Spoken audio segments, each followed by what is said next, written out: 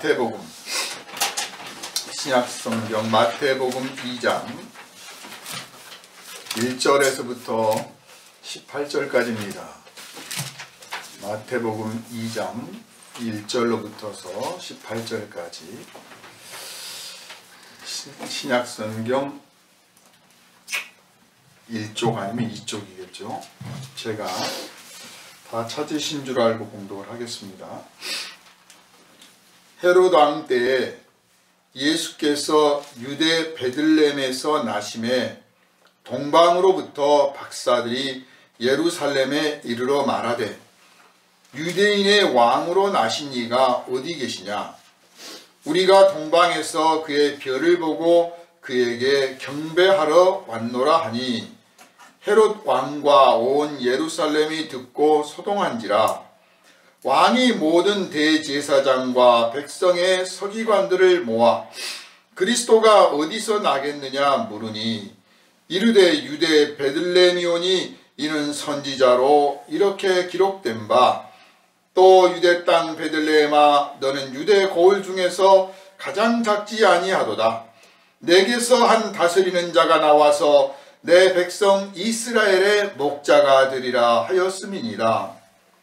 이에 헤롯이 가만히 박사들을 불러 별이 나타난 때를 자세히 묻고 베들레헴으로 보내며 이르되 가서 아기에 대하여 자세히 알아보고 찾거든 내게 고하여 나도 가서 그에게 경배하게 하라. 박사들이 왕의 말을 듣고 갈새 동방에서 보던 그 별이 문득 앞서 인도하여 가다가 아기 있는 곳 위에 머물러 서 있는지라. 그들이 별을 보고 매우 크게 기뻐하더라. 집에 들어가 아기와 그의 어머니 마리아가 함께 있는 것을 보고 엎드려 아기께 경배하고 보배압을 열어 황금과 유향과 모략을 예물로 드리니라. 그들은 꿈에 헤롯에게로 돌아가지 말라 지시하심을 받아 다른 길로 고국에 돌아가니라.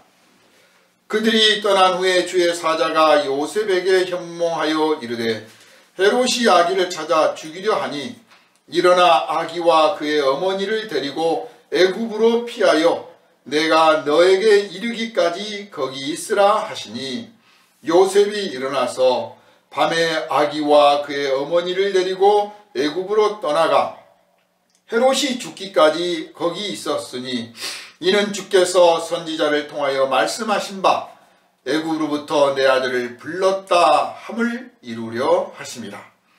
이에 헤롯이 박사들에게 속은 줄 알고 심히 노하여 사람을 보내어 베들레헴과 그 모든 지경 안에 있는 사내 아이를 박사들에게 자세히 알아본 그때를 기준하여 2살부터 그 아래로 다 죽이니 이에 선지자 예레미야를 통하여 말씀하신 바 라마에서 슬퍼하며 크게 통곡하는 소리가 들리니 라헬이 그 자식을 위하여 애곡하는 것이라. 그가 자식이 없으므로 위로받기를 거절하였도다 함이 이루어졌느니라. 아멘. 이 시간은 죄악의 땅에 오신 하나님의 아들이라는 제목으로 함께 은혜를 나누겠습니다. 기도합니다. 우리를 사랑하셔서 거룩한 하나님께서 이 땅에 아들을 보내시기를 기뻐하셨고 성자 하나님께서는 하늘 보좌를 마다하시고 죄 많은 인생의 모습으로 이 땅에 오셔서 우리의 형제가 되기를 기뻐하시고 우리의 친구가 되어주시기를 기뻐하셨으니 참으로 감사하며 황공할 따름입니다. 이 복된 은혜를 받은 우리가 이 은혜를 누릴 뿐만 아니라 이 은혜를 만민에게 전파하고 오늘 같은 성탄절이 모든 사람들이 함께 기뻐하는 참으로 복된 날이 되기를 소망합니다. 아버지 하나님, 오늘 죄악의 땅에 오신 하나님의 아들이라는 제목으로 함께 은혜를 나누고자 하오니 우리를 향하신 주님의 뜻을 깨달아 알고 우리의 삶이 주님 앞에 드려지며 우리가 주님의 은혜와 능력을 힘입어서 세상에서 우리 주님께 영광을 돌리게 합당한 아름다운 삶을, 거룩한 삶을 살아가기에 조금도 부족함이 없게 하여 주옵소서. 말씀을 들을 때 깨닫게 하시고 말씀을 들을 때 믿음이 굳세게 하시며 말씀을 들을 때 말씀의 능력으로 말미암아 우리 안에 있는 죄와 허물이 굴복되고 우리의 연약함이 굴복되게 하여 주셔서 하나님의 말씀의 승리가 이루어지게 하여 주시옵소서. 우리를 원하신 예수 그리스도 이름으로 간절히 기도하옵나이다. 아멘. 할렐루야. 아멘. 오늘 우리가 성탄절이라고 하잖아요. 왜 성탄절이라고 합니까? 그냥 오랫동안 써왔으니까 성탄절입니까? 성수를 탄생한다? 예수님께서 오늘 우리가 읽은 성경 여기 말고 뭐 누가복음이나 다른 복음서를 보면 예수님이 동정녀 마리아에게서 탄생을 했다. 또 예수님이 탄생할 때 천사가 나타나서 목동들한테 가보라고 했다. 또 오늘 본문처럼 동방의 박사들이 예물을 두고 찾아왔다. 그 예수님의 탄생이 신비하기 때문에 성탄인가요? 물론 그런 점도 있습니다. 우리는 그렇게 안 태어났습니다. 아마 지구상에서 예수님처럼 이렇게 특별하게 태어난 분은 예수님밖에 없는 거죠. 동정녀에게서 어떻게 남자를 모르는데 아기가 태어날 수 있습니까? 그래서 신비하니까 그래서 성탄이다. 물론 그런 의미도 있습니다. 그러나 그것은 절반밖에 안 됩니다. 아무한테나 성탄이라고 하지 않잖아요. 그냥 탄생했다고 하죠. 반대로 우리가 아무한테나 순교자다, 순직을 했다, 뭐 그런 표현을 안 씁니다. 그 일에 충성되게 자기 본분을 다하고 일하다가 죽은 그 사람을 순직이라고 합니다. 또 믿음을 지키고 핍박을 받고 그러다가 죽으면 순교당했다고 합니다. 아무한테나 그렇게 안 해요. 그냥 사망했다고 그러죠. 물론 좀 높은 사람들, 좀 안 됐다 싶은 사람들은 뭐 별세했다, 서거했다, 뭐 그래요. 대통령이 죽으면 서거했다고 그러잖아요. 우리가 죽으면 서거했다고 안 해요. 그냥 별세했다, 뭐 그냥 통칭하면 사망이죠. 그건 결국 뭘 말하냐면 그가 태어나서 죽기까지의 과정이 어떠했는가를 보고 평가하는 거예요. 우리가 태어날 때는 그렇게 예수님처럼 동정녀 몸에서 태어나지 않고 우리가 태어날 때는 동방의 박사들이 우리한테 예물을 바치러 오지 않았을지라도 우리의 삶이 정말 거룩한 삶이요, 우리의 삶이 연약한 자를 돕는 삶이요, 우리가 이 땅의 죄악을 이겨나가는 삶이요, 우리를 통해서 정의와 평화와 사랑이 실현되고 그래서 하나님께서 영광을 받으시기 합당한 열매들이 풍성히 맺어진다면 우리가 죽고 나서 사람들이 그분의 탄생일이다, 우리 모여서 같이 기념합시다 그래요. 그래서 예수님께서 이루신 그 업적이 이 땅의 그 어떤 사람과도 비교할 수 없는 거룩한 업적을 남기셨기 때문에 그 업적을 남기시기 위하여 태어나신 것으로 우리가 받아들여서 그래서 예수님 탄생일을 성탄절이라고 하는 것입니다. 꼭 정확하게 2000년 몇 년 전에 12월 25일 날 탄생해서가 아니라 그 거룩하신 생애를 살아가신 그분, 그 거룩한 업적을 이루신 그분의 탄생일을 우리가 기념합시다, 기억합시다. 그리고 모든 사람들한테 이것을 알립시다. 그런 뜻으로 이 날을 정해서 하는 거예요. 우리가 이 점을 기억을 해야겠습니다. 그래서 사람이 태어날 때는, 우리 자신을 봐도 사람이 태어날 때는 사실 내 뜻대로 태어난 게 아니잖아요. 내가 원해서 태어난 것도 아니고 내가 맘먹고 태어난 것도 아닙니다. 예수님과는 좀 차원이 다르죠. 예수님은 아버지 하나님의 뜻에 따라서 당신이 스스로 오셨지만 우리는 그러지 못했어요. 우리는 그런 전능한 분이 아니에요. 우리가 원하는 대로 태어난 건 아닙니다. 그러나 우리가 철 들고 나서부터는, 태어나기는 내 마음대로 안 태어났을지라도 이제 철 들고 나서부터는 내 뜻대로 살 수가 있는 거예요. 그 내 뜻대로 해서 아버지 하나님께서 기뻐하시는 뜻, 우리 주님 예수 그리스도께서 우리에게 바라시는 그 뜻대로 우리가 하루하루를 살아간다면 우리를 위하여 이 땅에 오신 예수 그리스도의 성탄절이 빛나는 성탄절이 된 것이고, 또한 우리의 생애가, 우리 후손들이 볼 때 우리의 생애가 빛나는 생애가 돼서 그분이 그렇게 거룩한 삶을 살게 된 것은 바로 예수께서 이 땅에 오셔서 그 거룩한 일을 이루셨기 때문에 그렇게 된 것이다 해서 우리 때문에, 우리를 인하여 우리 주님 예수 그리스도의 성탄절을 기뻐하게 될 것입니다. 만약 예수께서 이 땅에 오셔서 그 거룩한 일을 하셨지만 제자들과 그 후손들이 아주 제약된 세상에서 동화되어 가지고 거룩한 삶을 살아내지 않았다면 아무도 예수 성탄절 기억하려고 하지 않아요. 축하하지도 않을 거예요. 그냥 그랬나 보다 그래. 이 땅에 얼마나 많은 우상들이 있었습니까? 이 땅에 얼마나 많은 신들이 있었습니까?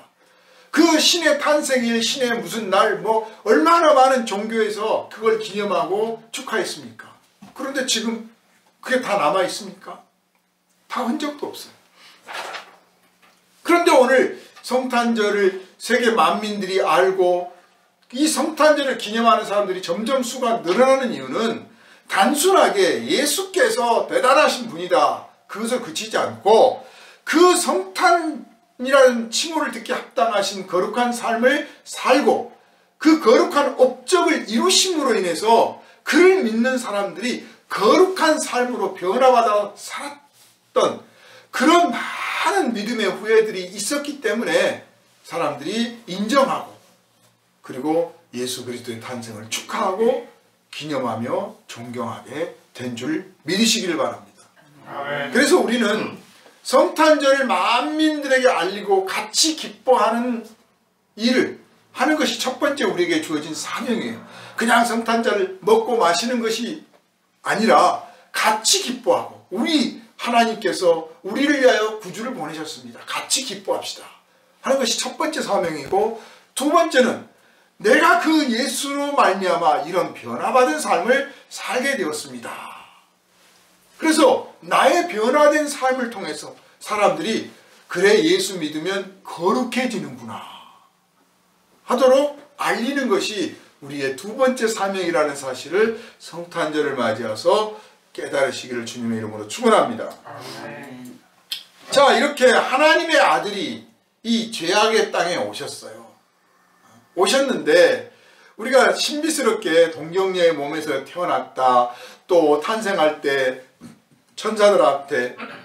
천사들이 나타나서 목동들한테 알려주고 목동들이 가서 경배를 했다, 동방의 박사들이 찾아가서 경배를 했다, 이렇게 막 경배를 했다, 신비스러운 이야기들이 있는데 그 사람들은 몇 사람이 안 돼요. 사실은 워낙 중요한 일을 했기 때문에 마치 전부가 그랬던 것처럼 보이지만 그 목동이 몇 명이나 되겠습니까?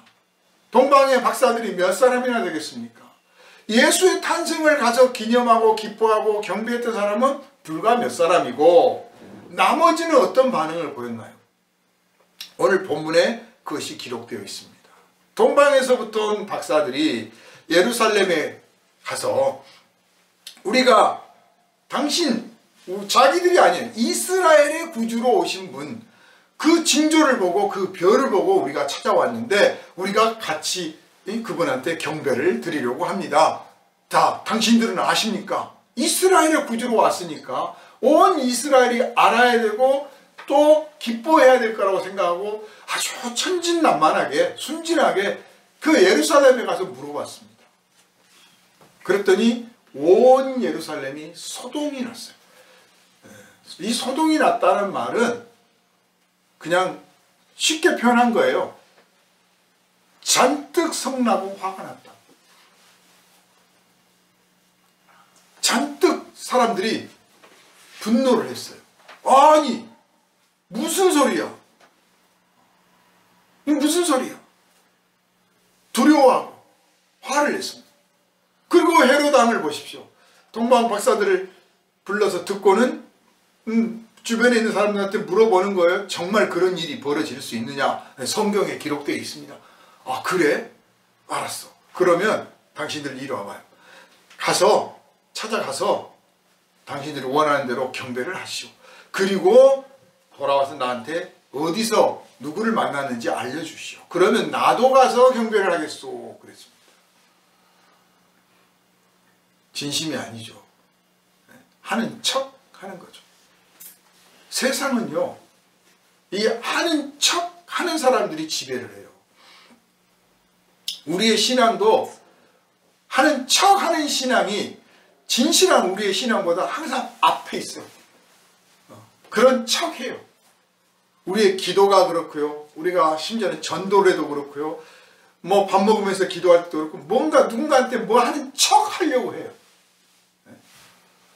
그게 우리를 지배하고 있어요. 이 세상이 그것이 지배하고 있는 세상이에요. 사람들은 오히려 진실한 사람보다는 그러한 척하는 사람을 더 신뢰하고 믿습니다. 오히려 그런 척도 안 하는 사람이라고 오히려 비난을 합니다. 이 대목에서는 이런 척 해줘야 되는 거 아니냐. 오늘날 정치판은 더 그렇습니다. 정말 자기들이 뭐 하는 척 합니다.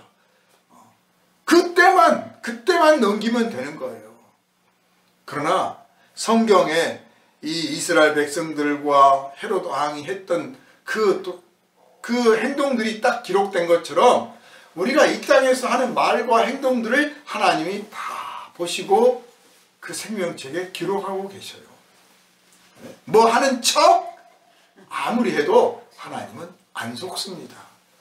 그래서 우리의 신앙이 진짜 성장하고 진짜 온전해지려면 하는 척 하는 것을 버려야 됩니다. 아멘. 이걸 미워해야 돼요. 아멘. 우리가 하나님께 기도를 드릴 때 하나님이 이 기도에 응답하느냐 안 하느냐 여기에 관심 두지 말고 하나님이 내가 기도하는 이 자세, 이 행동, 그리고 이 기도들을 기뻐하시느냐, 듣기를 좋아하시느냐, 여기에 관심을 갖게 되면 우리가 뭐뭐뭐 하는 척 하는 기도를 않게 됩니다. 무슨 말을 해야 하나님이 기뻐하시는 게 아니에요. 말을 잘 들어야 기뻐하시는 게 아니고 내가 진심으로 주님 앞에 꿇어 엎드릴 때 주님이 기뻐하시는 거거든요. 이 하는 척 하는 것을 버려야 되는데 이 헤롯은 하는 척 합니다. 나도 가서 경배를 하겠다. 그런데 하나님이 속지 않으시니까 그 박사들한테 헤롯한테 가지 말고 바로 딴 길로 돌아가라. 딴 길로 돌아가라 그랬어요.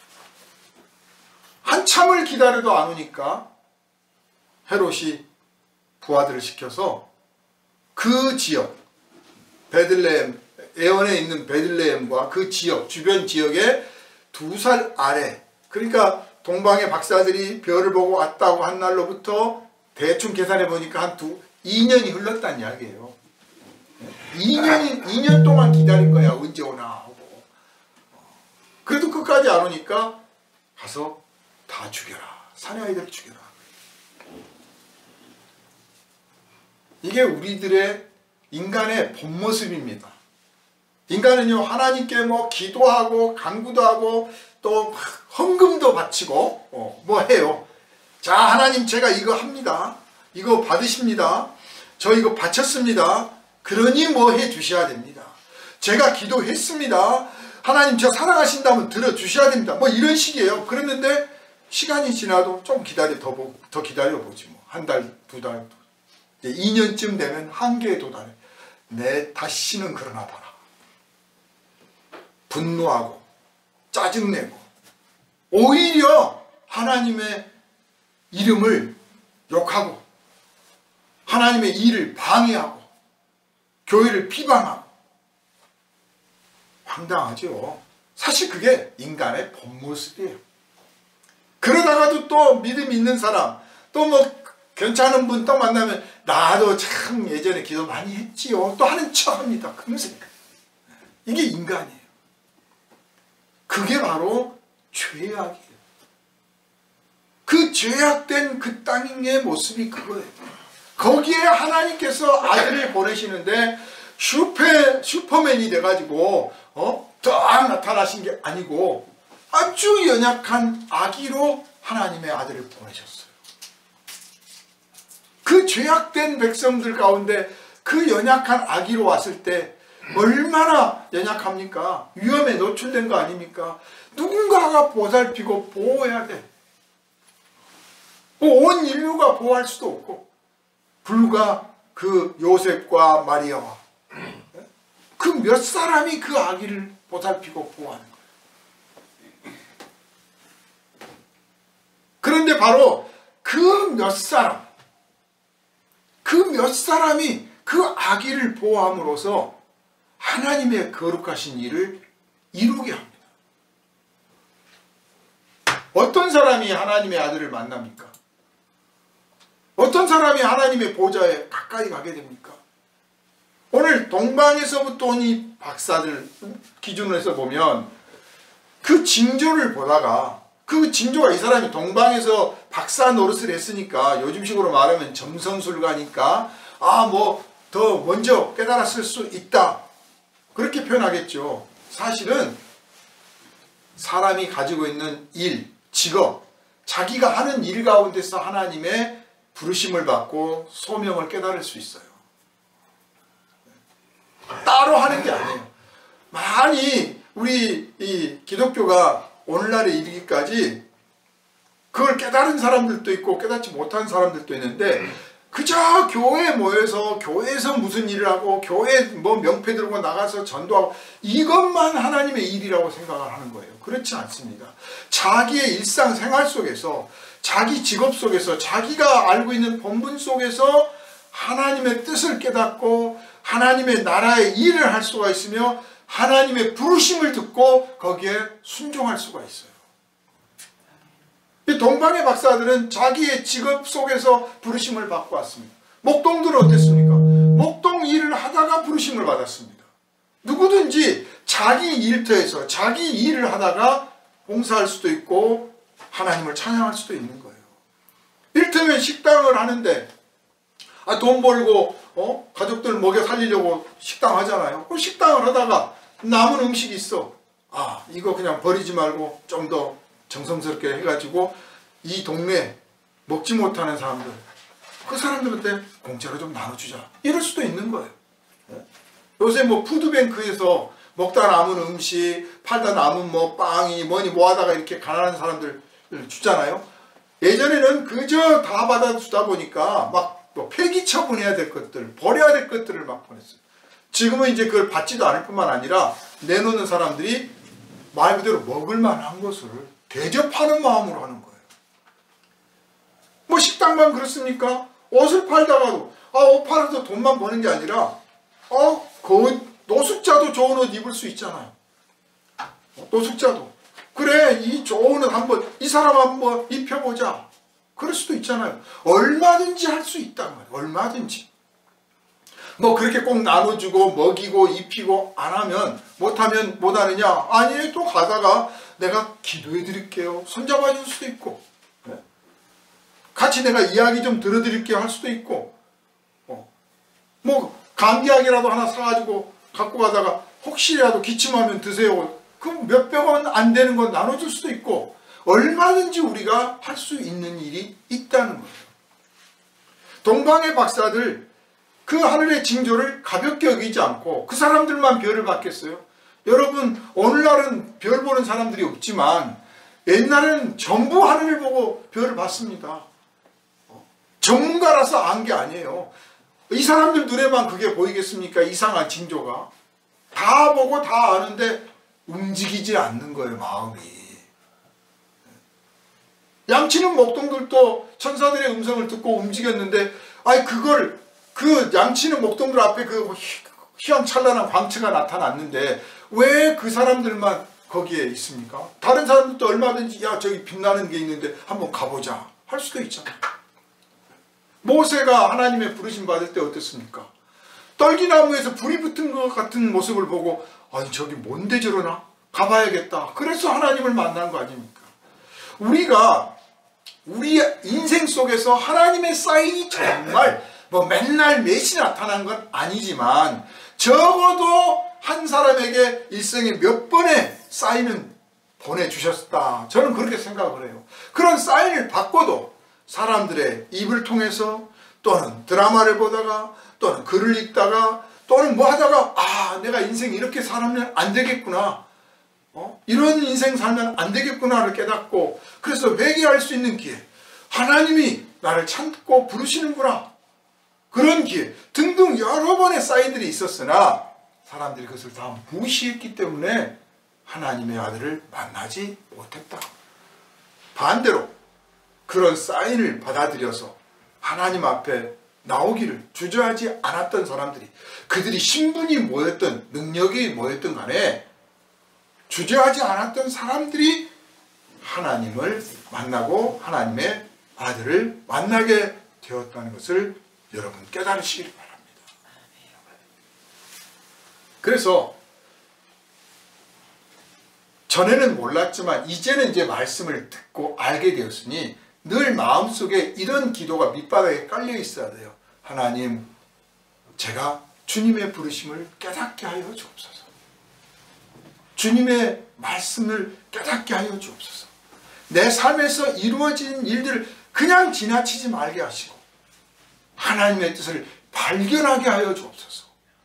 그리고 그 뜻을 발견하였거든 내가 머뭇거리지 말고 망설이지 말고 지체하지 말고 의심하지 말고 순종하게 하여 주옵소서. 나 같은 게 뭘 할 수 있겠어? 이렇게 외면하지 말게 하여 주옵소서. 내 작은 힘이라도 내 아는 거 없지만 나 부족하지만 나 지난날 죄와 허물이 많아서 감히 주님 앞에 쓰임받기에 부끄러운 사람이지만 주여 제가 순종하겠습니다. 이 한 가지라도 하겠습니다 하는 그런 결단이 제 안에서 항상 일어나게 하여 주옵소서. 이 기도가 항상 여러분 밑바닥에 깔려 있기를 성탄절을 맞이하여 주님의 이름으로 축원합니다. 기도합니다. 거룩하신 주님, 성탄절, 왜 성탄절이 되었습니까? 우리 주님께서 거룩한 탄생을 하셨을 뿐만 아니라 이 땅에서 거룩한 일을 하시고 거룩한 그 일로 말미암아 주를 믿는 사람들이 거룩한 삶을 살게 되었기 때문이 아니겠습니까? 이 복된 날을 만민에게 우리가 전하고 함께 기뻐하며 감사하며 그리고 우리 안에서 우리를 거룩하게 하신 하나님의 아들의 그 능력을 힘입어서 거룩한 삶을 살고 하나님께 영광을 돌리며 만민들에게 이 능력을 전하게 하여 주시옵소서. 깨어있게 하여 주시고 준비하게 하여 주시고 부르심에 지체하지 않고 순종하게 하여 주시옵소서. 우리를 원하신 예수 그리스도 이름으로 간절히 기도하옵나이다. 아멘.